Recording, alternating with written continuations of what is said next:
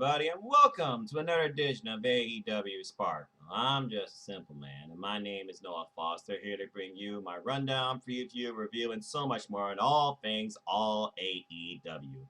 I'm rolling solo this week because I'm trying something a little different, and again, I never pressure anybody to be on here. Sometimes I have people, sometimes I don't. And we'll see where it goes from here. But again, I always appreciate people's feedback, viewership, and I always welcome all good-hearted wrestling fans to share a thought with me or two on AEW. Simple as that. With that being said, let's go ahead and get started as this is being recorded at 5:03 p.m. Eastern Standard Time, Wednesday, June 17th. This is also a great way for me to kill time before actual AEW Dynamite comes on because I'm excited for tonight. But before I get into all that, of course, on Spark, I like to shed some light first on AEW Dark. Because Dark matters just as much as Dynamite, and it really shows lately with these super stacked editions of AEW Dark, where they gave us 11 matches this week. Good grief. Makes me wonder if they're going to push for 12 or go to a perfect 10 next week. Mixture of newcomers, debuts, long-running independent talent that you want to really see get pushed as much as a young line in NJPW, as well as, of course, traditional AEW wrestlers wrestling even against each other, building storylines, building themselves, building their rankings, building their records. I'll talk about rankings at the end briefly because there was, I believe, one solid change in the rankings this past week as the rankings did come out earlier today. So first off, we had the debut of Capital Vices as my good friend Gary Joe. Please support for wrestling discussions, folks. He provided me the information on them. Tag team out of, I believe he said Maryland. One is called Money. The other one's called Sin. Interesting name. But what's interesting also about this match, it was originally 2-on-2, it got turned into a 3-on-3, as John Cruz apparently was put into a tag with them, and all three faced the trio Jurassic Express of Luchasaurus, Jungle Boy, and Marco Stunt. Pretty good offense back and forth, but geez, the attire of Capital Vices almost reminds me of the attire that the Revival, FTR were about to wear under their previous employer. Yeesh. There was some good, strong offense here. Money came after Luchasaurus. Weird name. And they were really working over Jungle Boy Luchasaurus, which surprised me because you figure Marco Stunt would be worked over the most in this match. Anyway, Rev gets distracted, slingshots Money right into the groin of Jungle Boy. Ouch. A lot of good tag team offense here. Counterintuitive moves by the heels. However, in the end, there was a comeback through, of course, by the lead player, Luchasaurus, who runs through absolutely everybody. Strikes, kicks, that tail galore, and Jurassic Express, they pick up the win with fees, with Jungle Boy picking up the win for his team. Once again, Jurassic Express, they're all back together. They're all just on the rebound. They're just trying to figure stuff out.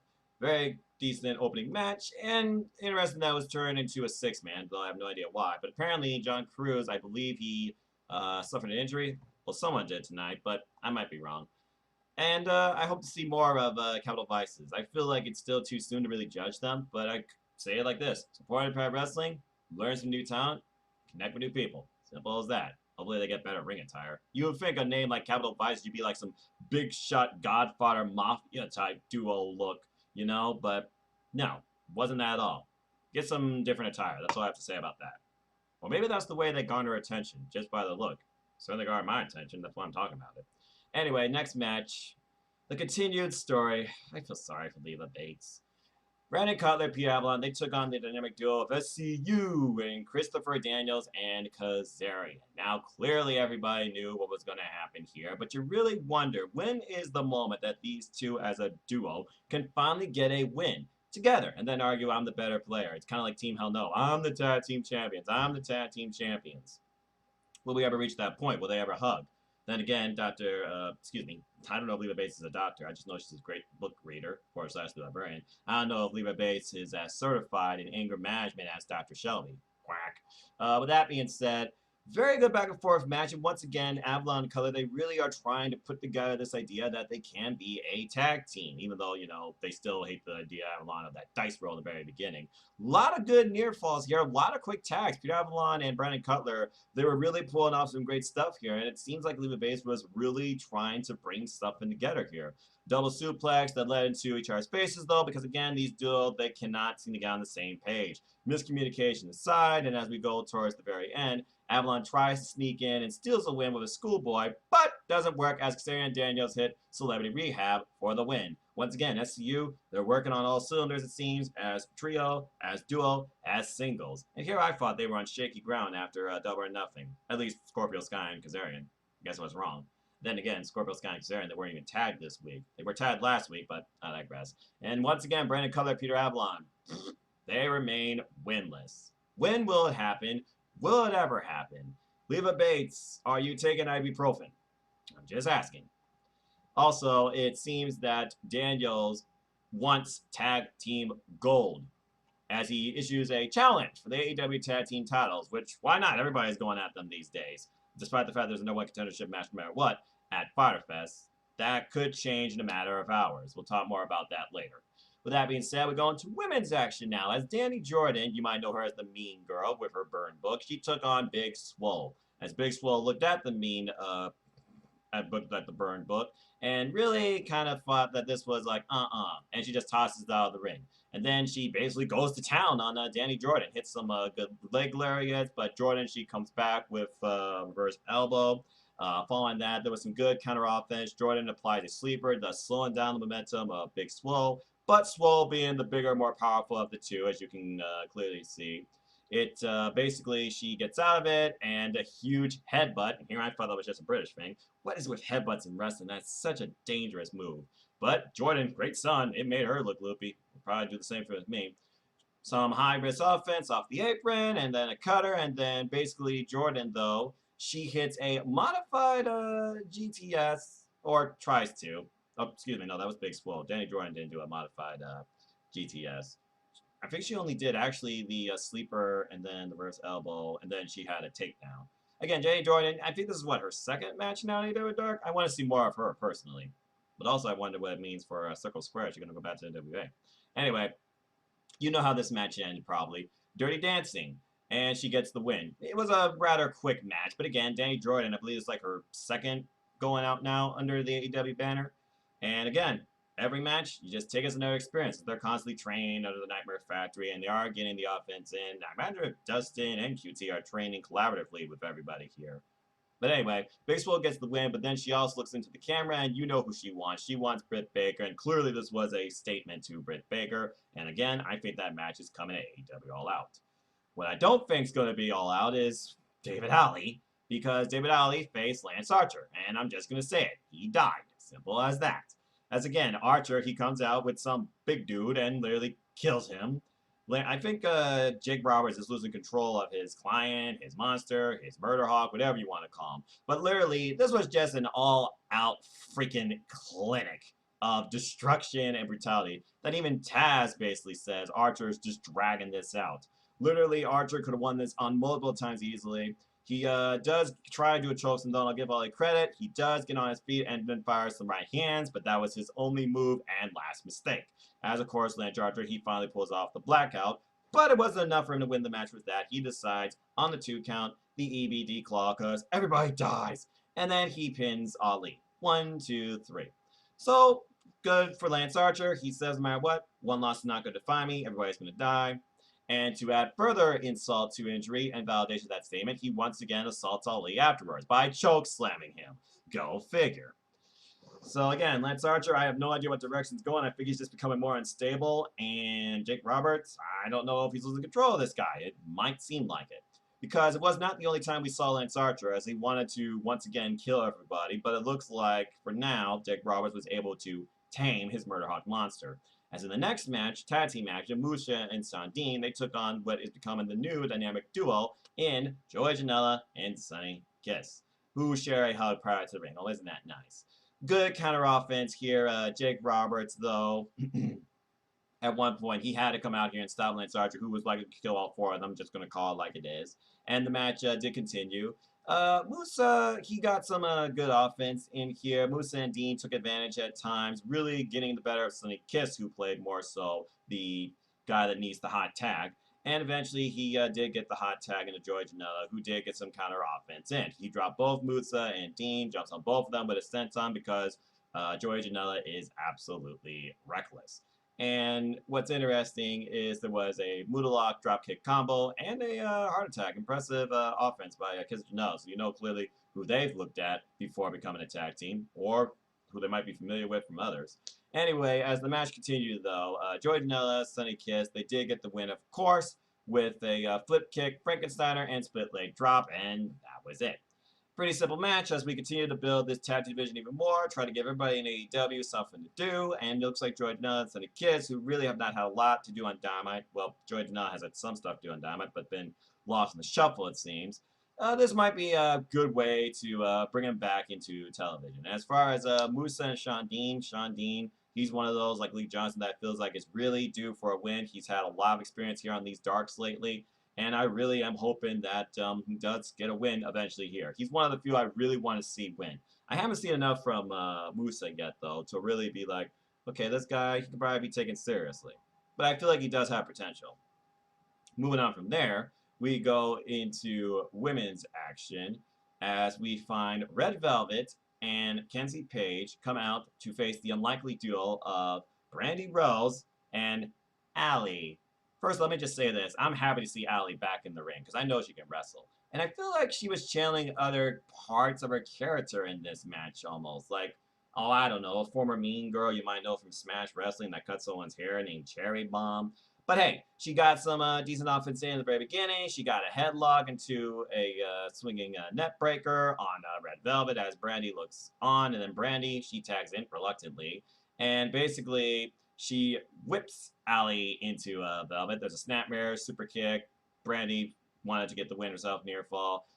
Red Velvet, though, and Kenzie Page, they really took over working on Brandy for most of this match. Why she tries to figure out, hey, what happened to you? You know, because Allie, she asked for the tag earlier, but then Velvet shoves Brandy into Allie, and I guess Allie may have, you know, either like strained her ankle or something happened, basically. And as you know, Red Velvet, she basically goes to town. Red Velvet was very impressive in this match on Brandy Rose with drop kicks, and then Page and her show tag team tandem action. There's double elbow into a suplex. Page then starts working over Brandy.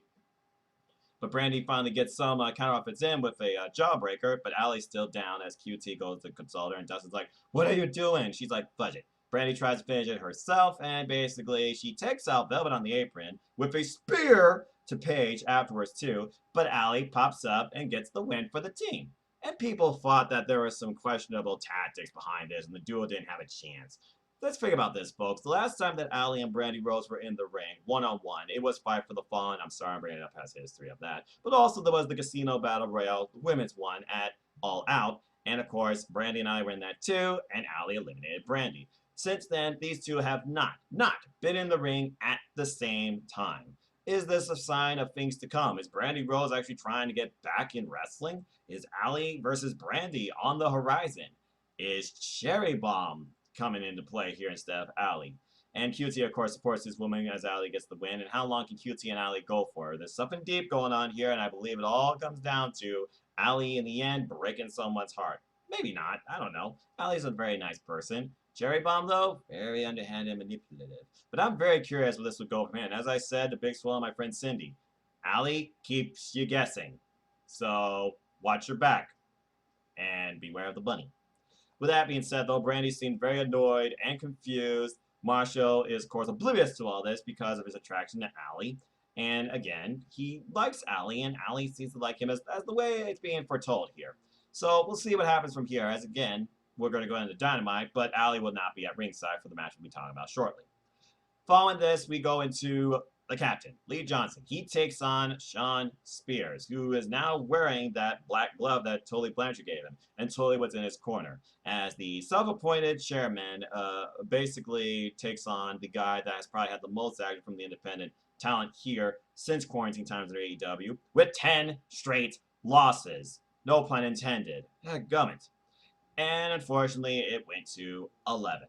As Lee Johnson, he showed a lot of confidence here. He got some deep arm drags in, but Shawn Spears was very serious in this match, it seemed. A lot of power moves here. Takes him to the outside. Johnson, though, being high risk, telling the story. He tries to bring back some counter offense in with suicide dive. He builds up steam, launches a furious strikes, including a single leg drop kick. But unfortunately, after he did try and nearly knock him out with a running uppercut, Spears, he gets him in a fireman's carry. or toward repositions for some that might, be simpler than that, and puts into submission, a Scorpion Deathlock. And of course, Johnson had no choice but to tap out. I still don't understand, though, what the black glove means. Because the only thing he did with the black glove is he shoved it into Johnson's face rather aggressively. But then again, I guess he is a heel.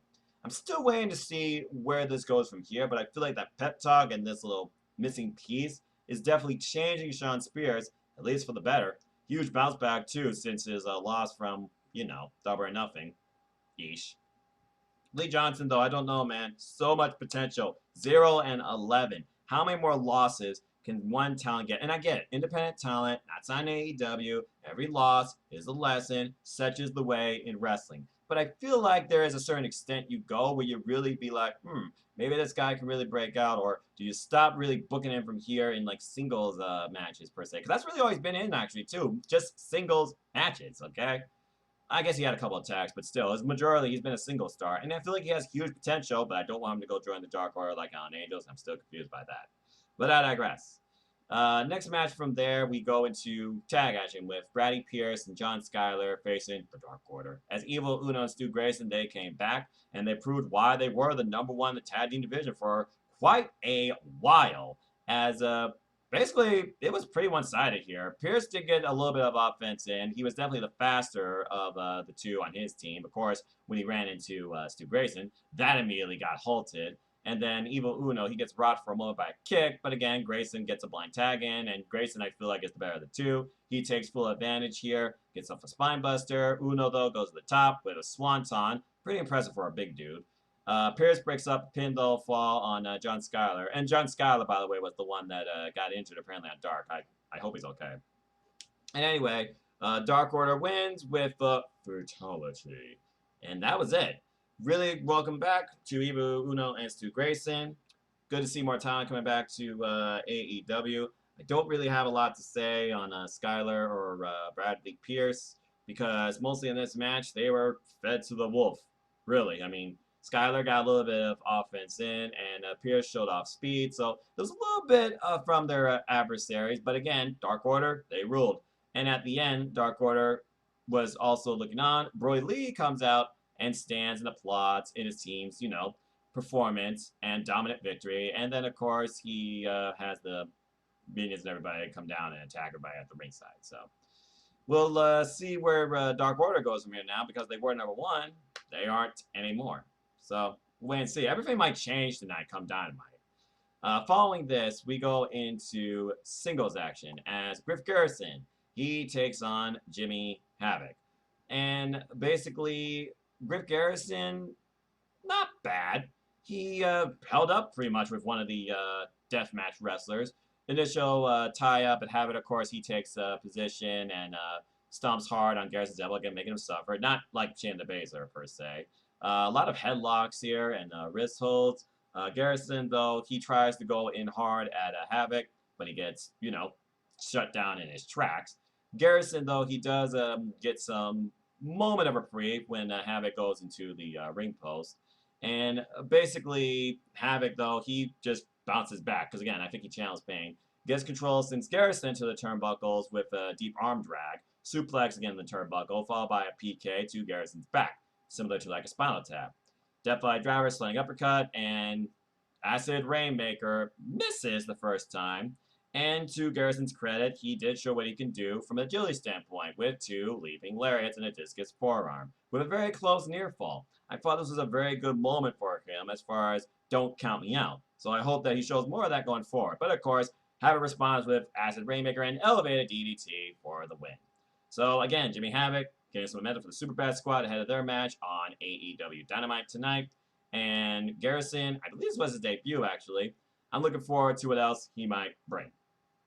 We then go into women's action as we have the returning Scarlett Moore facing Penelope Ford. Penelope Ford, of course, coming off that tremendous victory in her tag match, pinning the champion. And it looks like now maybe she might be more focused on trying to win matches on her own because apparently they got a dog and Kip Sabian's still out there with her, but Kip Sabian's holding the dog, which I thought was weird.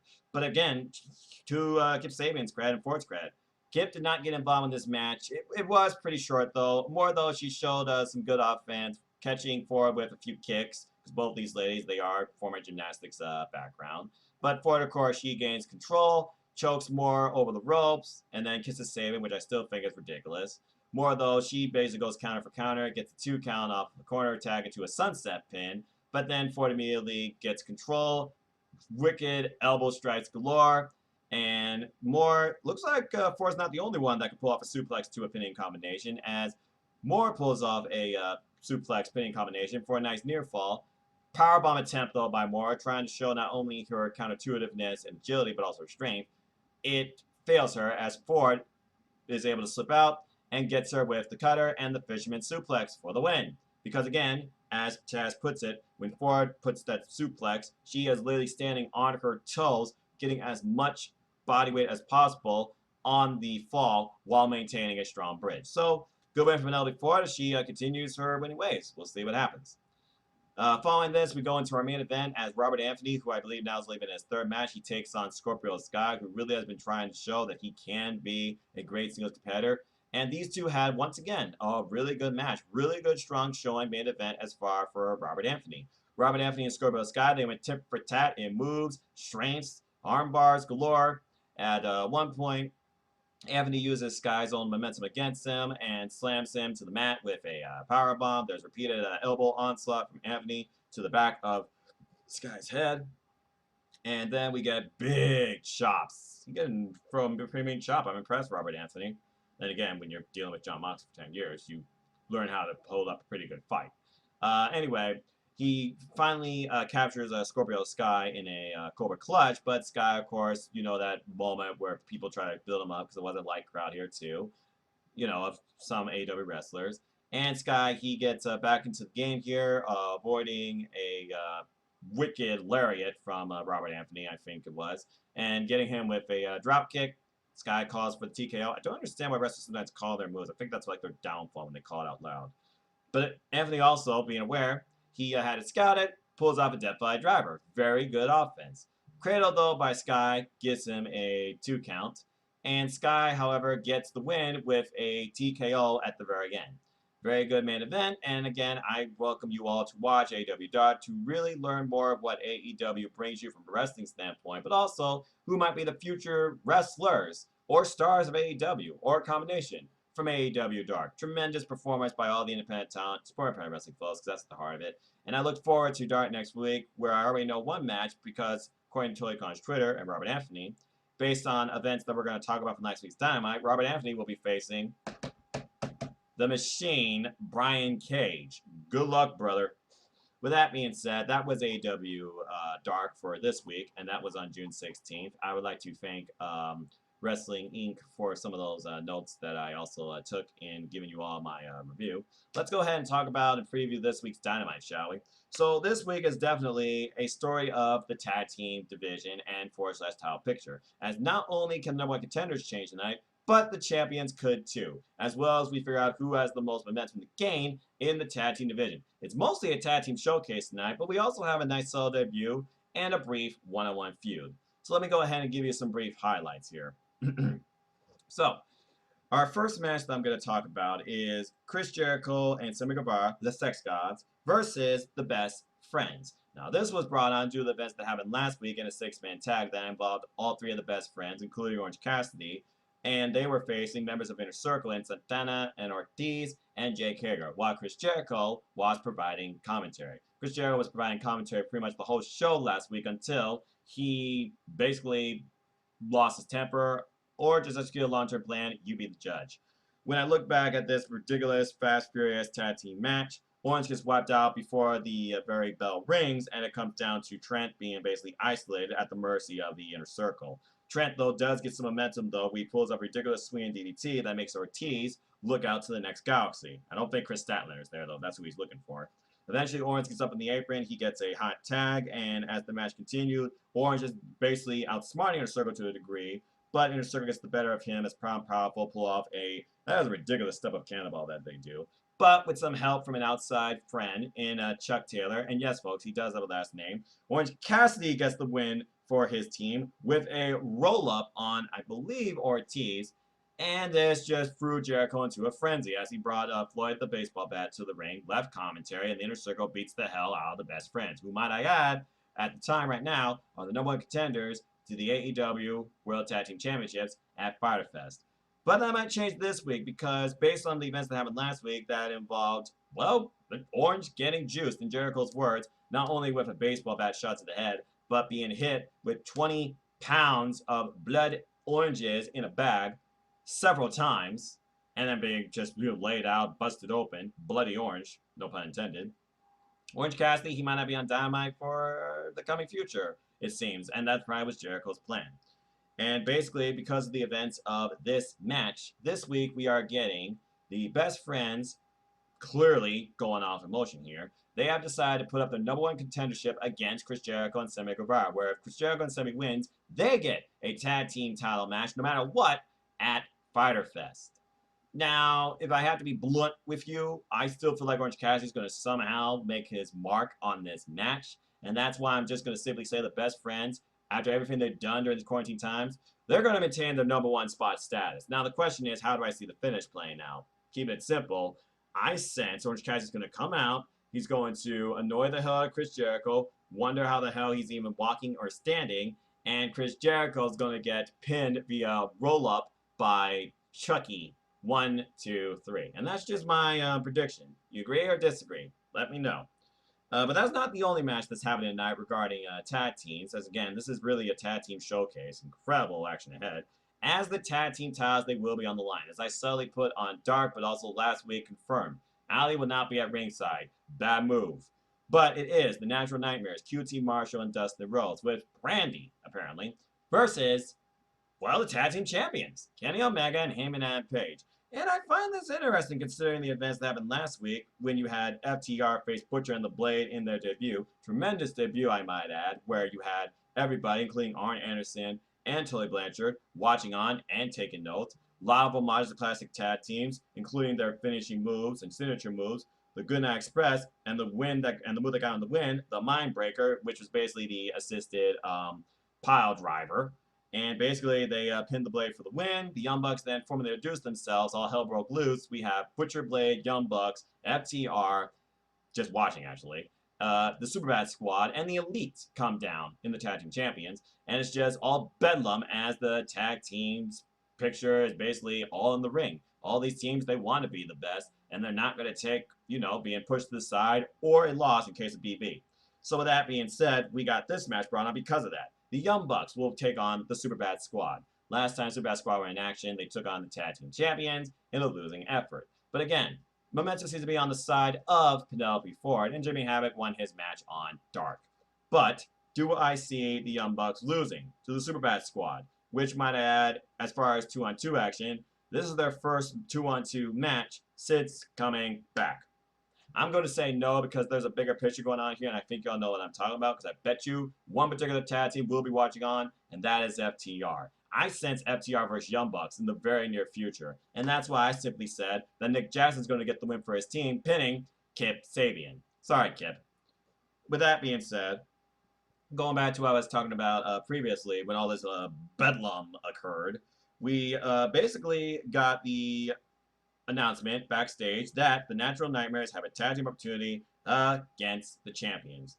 And QT's like, okay, we're good. Ali's going to be in my corner, as Ali now apparently has a Nightmare Family jacket, courtesy of QT, because, again, he's his girl. There you go.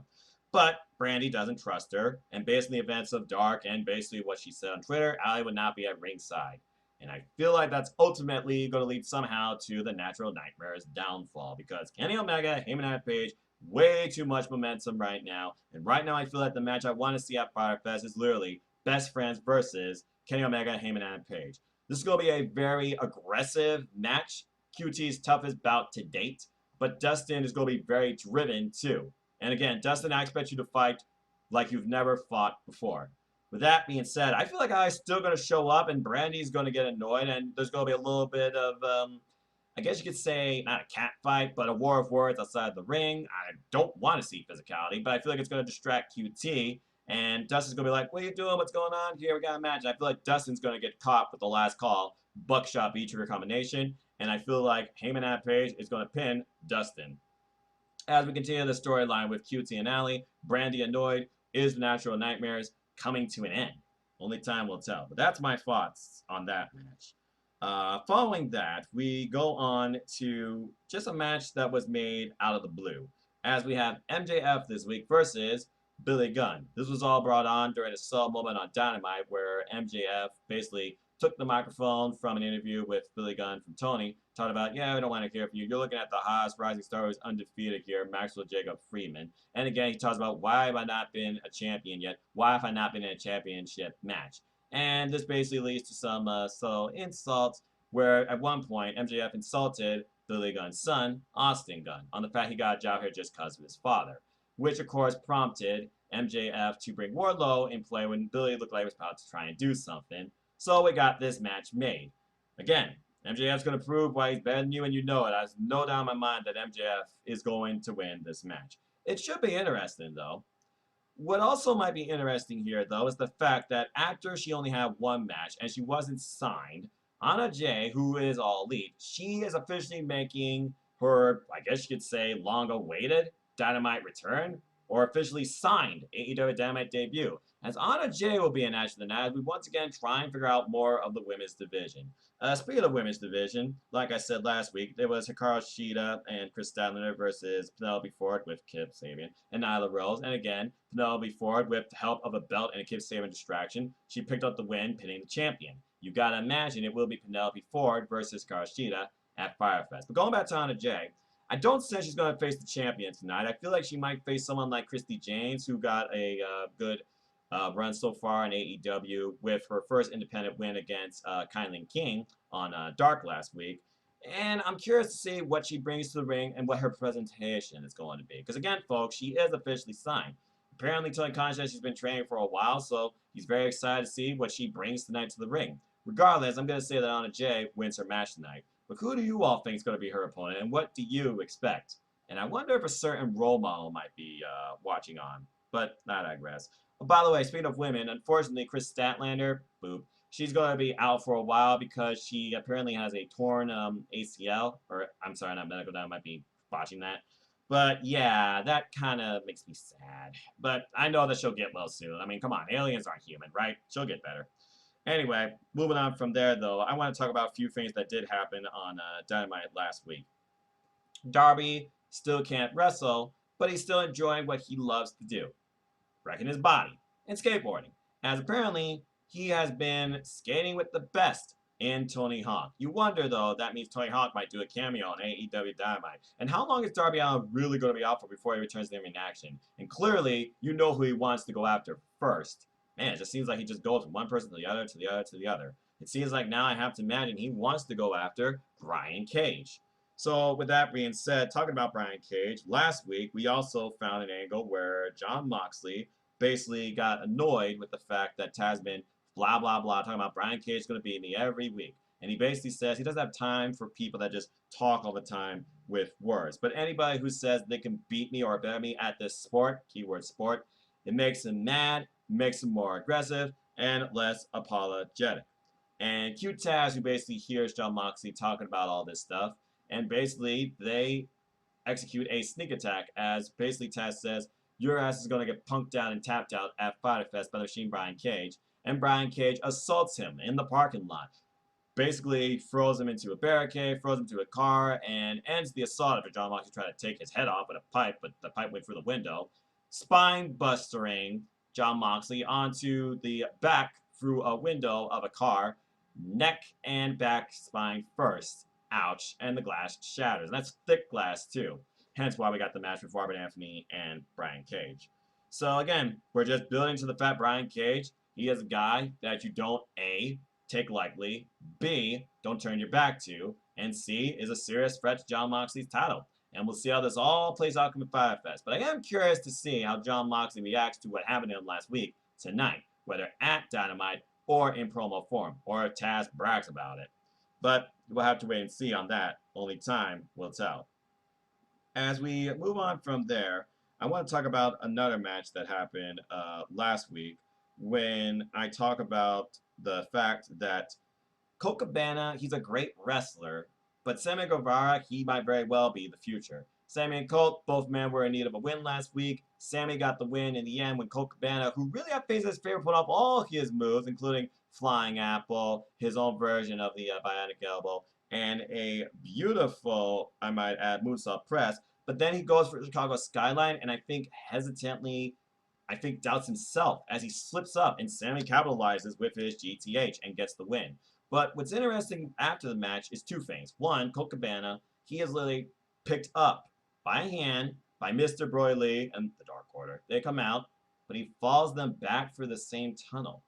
But before we can learn more about that, Sammy, being brash, arrogant as he is, calls himself the best, but then we have Party Hardy come out and basically point out the idea that you are the best, you can be even better if you get away from the inner circle and out from underneath Chris Jericho. And Sammy thinks that Matt Hardy is full of crap. Go figure. And for some reason, as Sammy is just bellowing on, Hardy goes through all his phases, including Matt Hardy version 1.0, talks about with the right attributes, you can be best. But before he can say anything else, Sammy's like, shut up, you're crazy. And then he goes full broken, and Damascus says, I am going to mash you, I am going to delete you. So clearly, it looks like Matt Hardy versus Sammy, still very much a thing. It's got to be happening some point down the line. I'm just saying. And again, as Dark put it, Joey Janela and Sonny Kiss, last 6 months he was lost. Now he might have a direction. We'll see what happens. But there is one more match I do want to talk about, basically, that is going to happen this week. But it's also going to happen based on the events of last week, as, again, this champ is committed to what he says. When I think about this TNT Championship being a workhorse title, a mid-card title, you know, the company's title of the network trusting you, Cody has been a really good champion, and each of his matches have been different, despite the fact he's won. But again, he brings out the best in who he's in the ring with. You talk about the old school back and forth mentality of him versus Jungle Boy the week before. Last week, he faced Mark Quan, who controlled most of his match while fighting personally through an injury, because we all know how he got screwed up in that 6-man tag 2 weeks ago. He and Mark Quan, though, had a very good competitive back and forth match. Mark Quan really showing us what he could bring as a singles competitor, pulling off a lot of high-risk moves. Clearly was not 100%. Controls the early going, pulls off a beautiful standing movesault, and then he turns a corkscrew into a DDT. I thought that was brilliant. He tries to go for another, goes for a lot of, I will say this though, high-risk maneuvers throughout this match. I feel like that kind of was his downfall, especially when Cody was aware, went to the ring. But he does still decide to do a ridiculous 450 splash onto the freaking ramp, onto Cody. Ouch. Of course, the title can't change hands outside of the ring. Moving on from there, there's a shooting star press, countered. Again, I feel like he does that in slow motion. And this was his downfall, as Cody, in the very end, he grapevines him and wins via submission. Mad respect, though, at the end. Great closing match. I don't mind the TNT title personally closing the show when Cody, for example, is not doing it for himself, but for the person he's in the ring with. And I feel like this TNT title, it's really going to go the distance. I just wonder how long with him, as afterwards, we don't know who's next for Cody. We don't even know the night. But thanks to a confrontation post-match and a brawl, we now know it will be Cody defending, as time of recording, the TNT Championship against Jake Hager. Jake Hager came out, no words. He grabbed Arn. Cody tried to stop that, and Jake got the better of Cody, almost put him to sleep at one point, only for Private Party and Matt Hardy coming out and helping him, only for Inner Circle to come in, and bedlam ensued. And the show ended with Cody making a statement, here, you want a match to fight for the TNT Championship? You got it. So again, tonight, the entire Tag Team Championship match and picture could change, but also the TNT Championship picture could change too, because we don't know if Cody will be champion as he continues to defend this every week, and will tonight. We don't even know his opponent. When I think about, though, people he hasn't faced yet, and people that could possibly contend for the title, MJF's got his handful. I don't see him challenging the other half of Private Party. It's not going to be someone in the Elite. I don't see someone in the Dark Order challenging him. I don't see someone in Jurassic Express challenging him. We already know the Superbad Squad, they got their hands full. FTR is going to focus on tag team wrestling. So who do you really put in there? Brian Cage, I don't see that happening. I don't see them trying to pull off a double champ angle. That's the tough thing. Darby Allin's still out, otherwise he'd be a prime candidate. I honestly don't know. Maybe someone from SCU, because they're not in action tonight. I could see that. But I'm just going to go out on a limb here and say he defends it against Kazarian. Why not? because why Christopher Daniels has pursued on tag team gold, I'm sure Kazarian, who has yet to really do anything singles-wise besides challenge Jon Moxley once in a non-title match, it would be a very interesting one-on-one match with another great veteran of the game. So that's my thoughts on that. And with that being said, that is this week's AEW Dynamite and my brief review of the aftermath of everything that happened last week on AEW Dynamite. And I'm super curious. We'll get more on Colt Cabana with Mr. Brody Lee's influence now on him, because it seems like Colt Cabana joined the Dark Order. And I can't believe I just said that. So we'll have to wait and see how this all plays out tonight. But the bottom line is this. I don't see the tag titles changing when it's Paige and Omega versus Natural Nightmares. And I see Allie being the reason why they're not going to, because of Brandy's, concern / maybe envy. And again, we're building towards, I feel like, Allie versus Brandy. I feel like the Sex Gods, as they call themselves, are not going to beat the Best Friends. I feel like Orange Cassidy somehow still going to make his way out there, annoy Jericho more than Pineapple Pete ever did. And I don't know Pineapple Pete being in the audience, by the way. And I feel like that the #1 contendership will remain the same because Best Friends deserve it. I feel like the Young Bucks are finally going to prove to FTR why they've been carrying tag team wrestling for 10 years in their words, and they're going to beat the Superbad Squad. MJF has no reason to lose to Billy. I don't see Billy winning this match. Sorry. I see maybe Austin facing MJF the following week based on the beatdown that might happen, because I sense Wardlow is going to be involved too. And TNT title, regardless who's facing Cody, it's going to be a very good match. I sense something different, but I sense Cody will retain. And I sense Anna Jay will show us something different tonight, and I sense she'll win her match.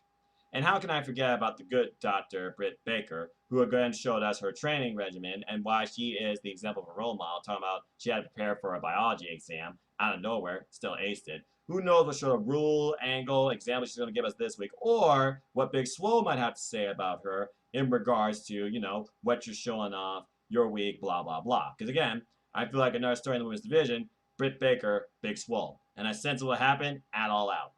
Guarantee you. With that being said, we got a lot of incredible tag team wrestling ahead. There's going to be some Smash Mouth offense. Emotions will be on a high. Much more surprises, I'm sure, are to come.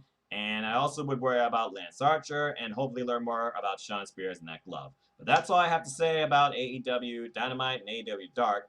And as far as the rankings go that did come out, not much changed since last week, except for really Penelope Ford boosting now to number 3 off her tag team victory. Again, maybe now they'll finally start doing more of Penelope Ford. Hopefully that dog thing will be an angle, because now I feel like you're doing Taya Valkyrie and Johnny Bravo, except it's a real dog, but I digress. It should be a very interesting episode tonight, and as always, I enjoy every week AEW Dark and Dynamite. That's all I have to say, so thank you for tuning in to this brief summary, recaps, reviews, previews, predictions, discussions, session of AEW Spark. What are your thoughts? Do you have any questions? Do you want to talk to me about anything AEW? Bring me your voice, bring me your thoughts, bring me your questions, bring me your comments. I'd love to hear them and see them. I'd love to answer them. Simple as that. Want to know more about me? Know this. I'm just a simple man and a lifelong fan of wrestling. NoDQ.com/Noah takes my Twitter. That is my wrestling mecca where I talk all things wrestling, any brand, you name it, that happens a week. And I can name them all, but then we'd be here as long as the lexicon of Jericho, maybe longer. Also, simple YouTube channel here, youtube.com/user/NoahFoster210. As always, I'm also on Instagram, AdamFoster1916, bringing you my moments and thoughts, happiness in wrestling, and a song to brighten your day. As always, support independent wrestling. That's at the heart of it, folks. Stay tuned for more coverage on the New Japan Cup. Of course, the next day will be Monday, and that will most likely be the next video unless they do some sort of Aftershock AEW Spark, discussing with somebody their thoughts on this week's episode of Dynamite. So stay tuned. You never know. As always, I'd like to close. Support your wrestling outlets for big and small. Let's keep growing this incredible, diverse, unique, elite, authentic, unscripted wrestling community together. Simple as that.